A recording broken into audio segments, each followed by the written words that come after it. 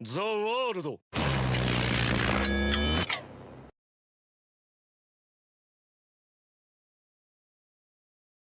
Hello and welcome to the New World Review, your source for everything anime and manga. And today we're going to be doing us a good old-fashioned ranking in regards to parts 1 through 8 of JoJo's Bizarre Adventure. And just a warning before we hop into things, this is going to be a super subjective video. The only criteria for how I'll be ranking the various parts is how much I personally enjoyed them. And of course I will do my best to explain why that was, or in fact why I didn't enjoy them, because we all know that's bound to come up at least once. Also, I guess I should say to anyone who's new to the channel that I am quite new to the JoJoverse myself, and at the moment these are all my initial impressions, meaning that this ranking could very easily change upon reflection later in life after having spent more time digesting the series. But here's another fun thing. Due to the extreme difference between parts with radically shifting genres that appeal to different people depending on what it is they like, it is highly unlikely that my part ranking will be the same as yours, or perhaps anybody's. So please do feel free to show your individuality by leaving your personal preferences in the comments below. But with that out of the way, let's begin. Welcome to an arbitrary New World Review ranking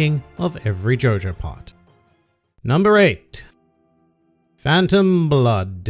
My feelings regarding part 1 have not changed one bit with the greater context of everything else. In fact, in comparison to every other part, Phantom Blood continues to be lacking. And I think I said this in my initial thoughts on it, but it's not a bad story by any means, especially considering the time period that it was made in. However, Phantom Blood is, I guess, painfully standard. There's nothing that truly elevates it into a memorable experience. Everything about it is just kind of flat. It features by far the most boring JoJo in the story, sorry Jonathan, but that is just your role in life, who has no real depth of character and represents something of an archetype. As for the villain, Dio is admittedly much more interesting than Jonathan, but he is still so pointlessly evil and not quite cartoonish enough to fit the bill of what I would call peak Dio. And as for the genre, I think that part 1 very much fails as an action horror piece, and the primary power system involved in it, being Hamon, was underwhelming and uninteresting most of the time, although I should say that it would be far better implemented in part 2. And look, Phantom Blood is the reason why it took me 4 tries to actually get into JoJo's Bizarre Adventure. It might only be a handful of chapters and 9 episodes, but it feels so sluggish and pointless that the temptation to give up is just too strong, at least statistically 75% of the time. I do appreciate that it laid down some much needed story to give other parts the richness of the world they enjoy, but on its own, I honestly never want to read or watch this part of the story ever again.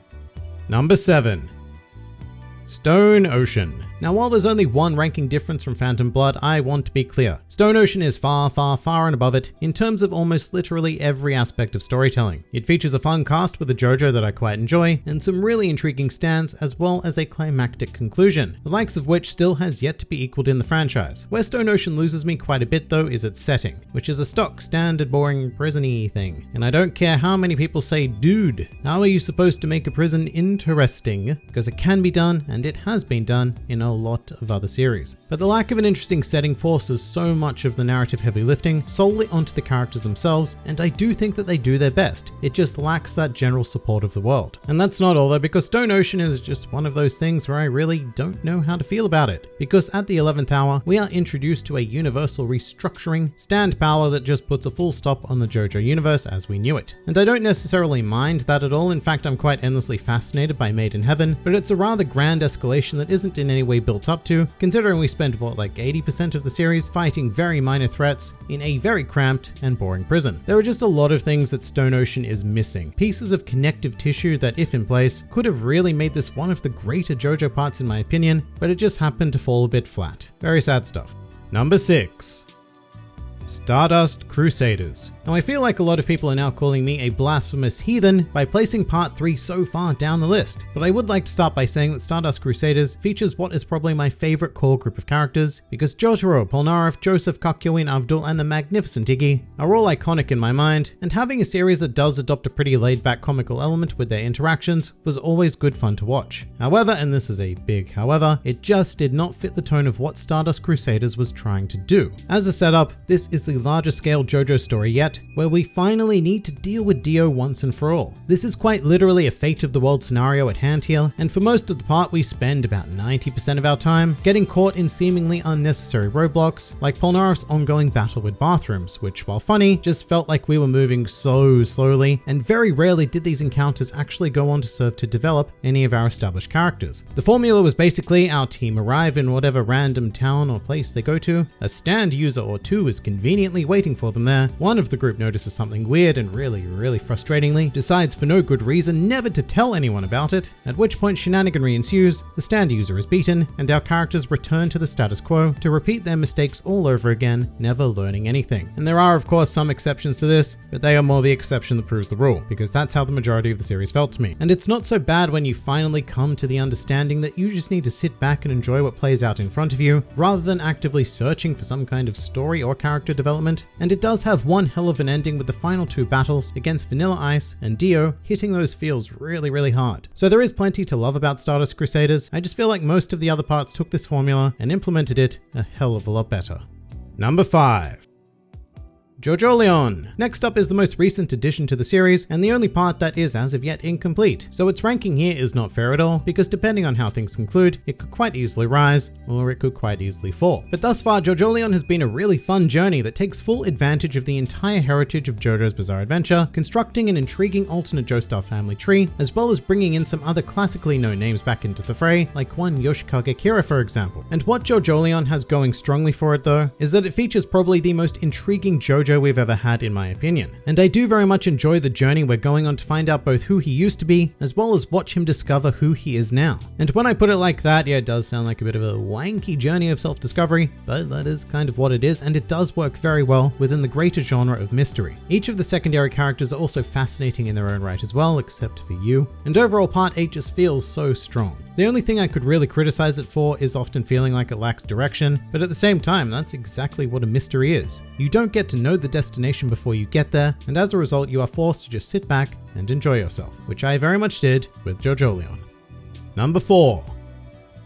Golden Wind. So here we have a true JoJo triumph. Golden Wind is one of those examples of taking the Stardust Crusaders formula and perfecting it, making it feel like our characters were making great amounts of progress while simultaneously still keeping the stand of the weak structure. In addition to that, Golden Wind features an incredibly solid group of protagonists with a fantastic sense of brotherhood that develops around them through all of the experiences they come to be subject to. And I'll single out Bucciarati and Mista in particular as characters who captivated me throughout Golden Wind, but what really impressed me was just how fantastically Italy was used as a backdrop for the story. The dedication to detail and the construction of every frame is at the very least worthy of being called a pure work of art. And I love that the designs of each character also reflect the nature of this ornate and stunning landscape, because the costumes in particular of Golden Wind are unique even for a JoJo series, and it was a really cool change of aesthetic. The one detractor I do have is that I felt like Giorno was one of the more boring JoJos, who was constantly being outshone by, I don't know, literally everyone, and I got a lot of feedback in my Golden Wind review stating that Giorno's character arc is just a lot more subtle than others. And while I appreciate that and I do take the arguments you all made, that still does not make him interesting or believable to me. I'd still insist that he is a 15-year-old Deus Ex Machina who will make the perfect choice in any given scenario 99% of the time. Yes, he does make mistakes, but those mistakes are another exception that proves the rule. And in some cases, those mistakes end up being the best course of action anyway, so What I will give Giorno is that he was cool, as was Golden Experience Requiem and the whole idea of Requiems in general, which I feel is criminally underexplored in the series going forward, but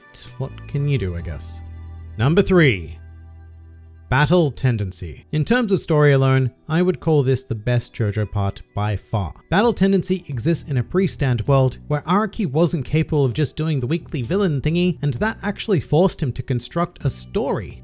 What do you know, a story? Which was fantastic, and I really wish that he would do that a lot more, because part 2 shows that he is perfectly capable of doing so, even at that early stage of the series. Battle Tendency also very effectively fixed the issues I had with Phantom Blood, because you know, our JoJo was now actually interesting, heavily flawed of course, and in need of some learning as well as character growth, but that's the great part. And the side characters were equally as compelling, and the main antagonists of the Pillar Men were an improvement on Dio.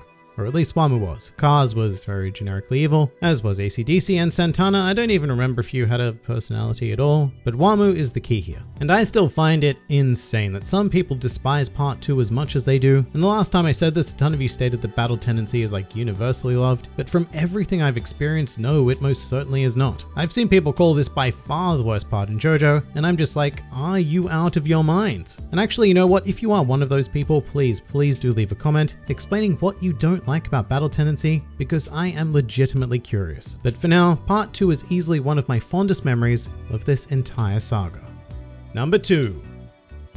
Diamond is unbreakable, so things just don't get much more perfect than part 4, because this is the sweet spot of JoJo. This is the part where everything just makes sense and fits into place, all thanks to a very simple genre change, choosing to leave the realm of action-adventure and adopting a slice-of-life format. And it's difficult to express just how much this enhances Araki's storytelling, because the chilled nature of part 4 allows all of the smaller subtle details to shine, like taking the time to properly enjoy what may have been considered almost a filler story in part 3, but here everything's just a lot of fun. And a lot of that might be because the stakes aren't incredibly high here even after the main antagonist is introduced, because in the end he's just a serial killer. Kira is not some world-ending superpower, and that also goes on to make him one of the greatest villains in the series, because this guy just wants to live a quiet life and keeps incrementally needing to escalate his actions to do so, which was really fascinating to watch. But the slice of life genre also helps the entire ensemble of part 4, because it allows them to stay in the picture rather than being defeated and then just never showing up again, which gives us gems like Rohan and a crazy amount of time to explore him and others, as well as providing an opportunity to explore some of the weirder stand powers as well, which aren't necessarily designed for pure combat, because combat is not necessarily the name of the game in part 4. And yeah, Diamond is Unbreakable just has it all, and it is, in my opinion, the crowning achievement of the first JoJoverse. However, we still have yet to examine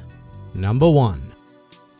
Steel Ball Run. So if part 4 was changing the genre to suit Araki's favored model, then part 7 is what happens when Araki properly adapts his model to the more standard JoJo action-adventure realm, and the result is what I would consider to easily be the greatest part in the series. Steel Ball Run in many ways benefits from being allowed to be its own thing without having to be tethered to all of the established JoJo history and stuff, and so we can do things like, enter a horse race and search for the corpse of Christ, whilst being pursued relentlessly by the President of the United States of America. But Steel Ball Run stepped up the JoJo game in every conceivable way. Firstly, by presenting an incredibly unique setting, as well as a clear goal that we needed to work towards in regards to winning the race. But it was like looking at the peak of the mountain from sea level. And through this structure, Araki was able to very smoothly implement stand battles that in no way detract from the end goal or from the characters who wielded them. And that remains easily my favorite aspect of Steel Ball Run. The fact that stands are a utility, a side story really, and the main focus is always on the characters. Very well written characters as well, with Gyro Zeppeli being a clear standout, but not too far ahead of an impressively morally ambiguous Johnny Joestar, a very conflicting alternate Dio, and Mr. Stars and Stripes himself. Everything about Steel Ball Run just works, and I would definitely call it Araki's magnum opus. Because as much as I love aspects of every other part, Steel Ball Run is lightning in a bottle. It's an incredibly rare find, and I greatly appreciate having gotten to read it, and as such, it is definitely my favorite part